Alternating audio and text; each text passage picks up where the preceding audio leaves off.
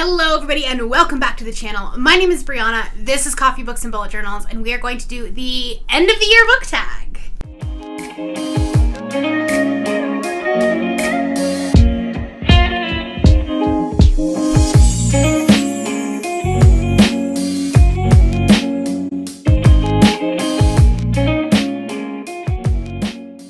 Okay, it is much later in the evening, hence the reason why I look so very washed out.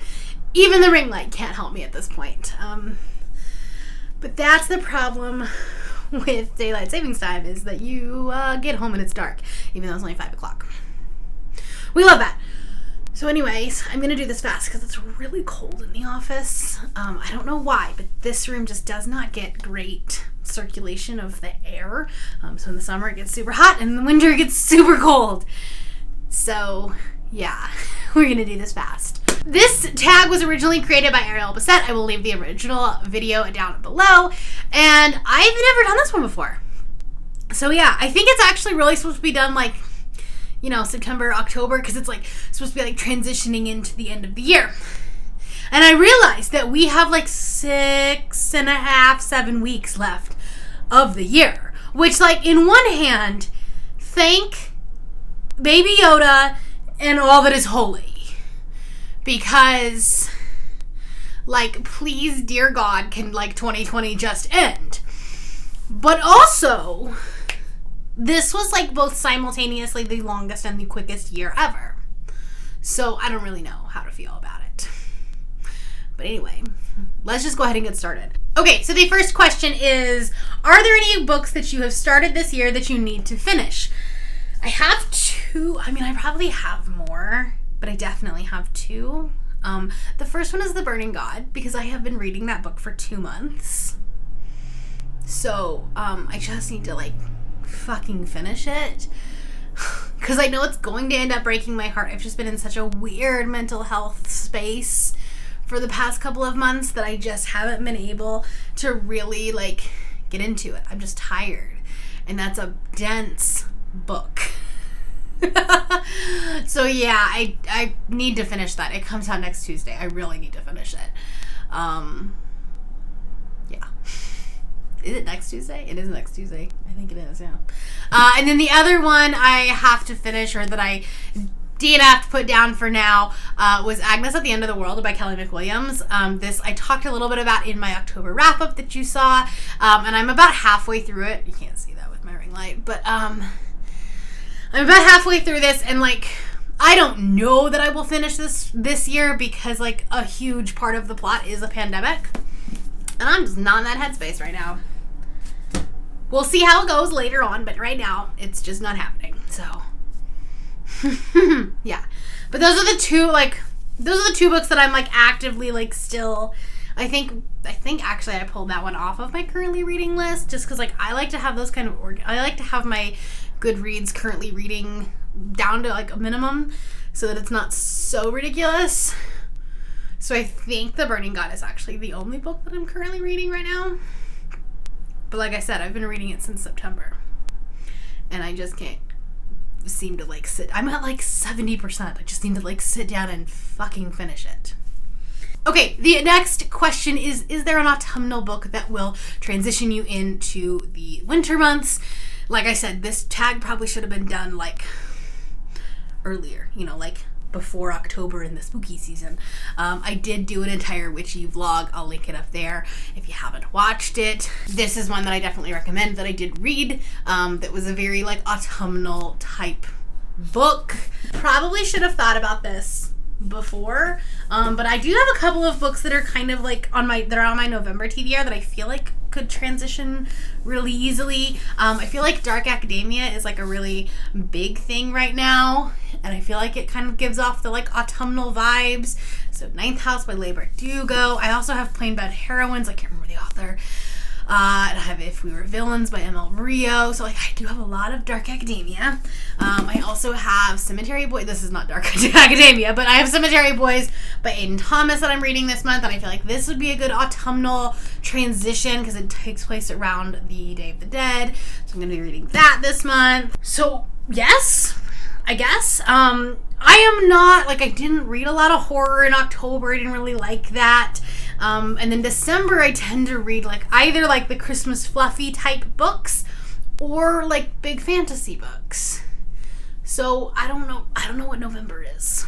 The next question is there a new release that you're still waiting for? I mean, the ones that I'm really excited about, I do already have copies of. I mean, The Burning God was definitely an anticipated read for November. Say Hello, Kiss Goodbye by Jacqueline Middleton is also a, like, anticipated read. It comes out on the 26th. But like I said, I already have copies of these. So, like, I'm not really waiting for anything, which is kind of nice because I feel like last year everything was happening in November and my wallet hurt quite a bit.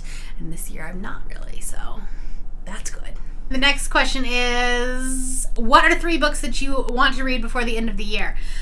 Let me pull up my Goodreads, or not my Goodreads, my Pop Sugar Challenge, because, like, there are more than 3. I know Recursion by Blake Crouch is one that I definitely want to read by the end of the year. Darling Rose Gold is another one that will fit a Pop Sugar Challenge that I want to read by the end of the year, and it's on my November TBR, which is great because I'll actually read it.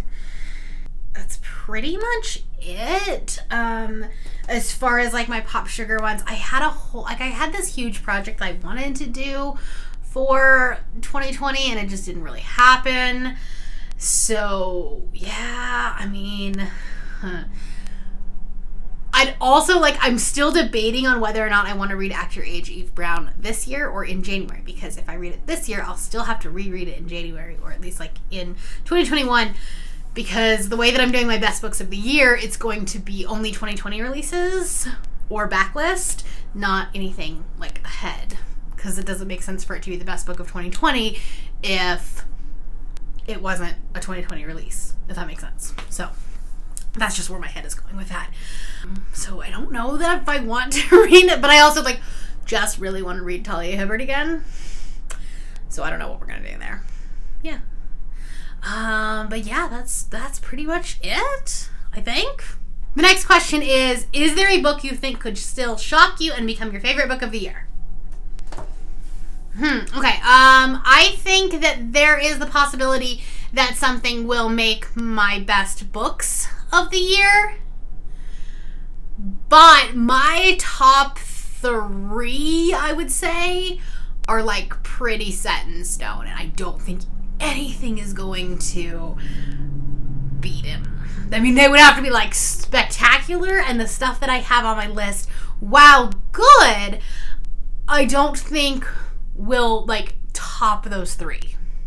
So it could still make, like, top 10, top 20, whatever I end up doing, but it's not, I don't think it's gonna make top 3, and I don't think it'll, like, make number 1.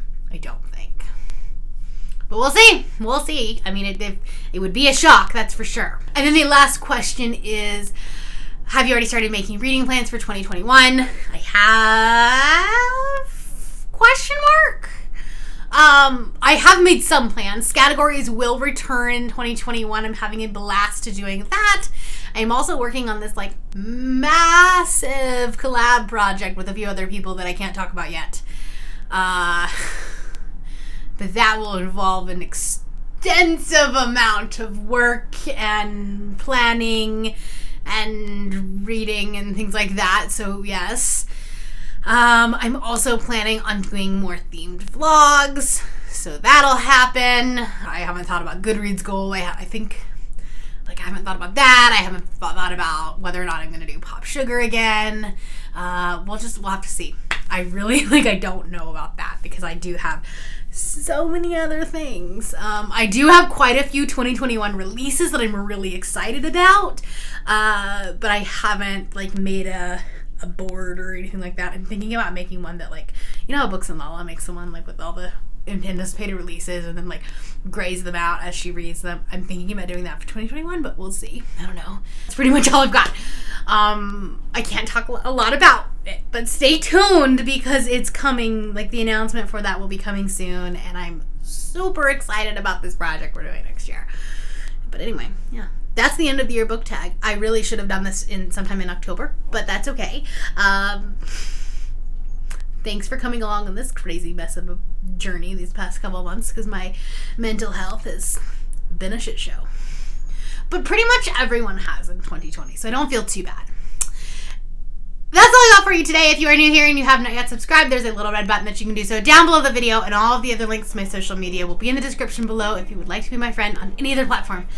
Thank you all for watching, and I will see you next time. Bye.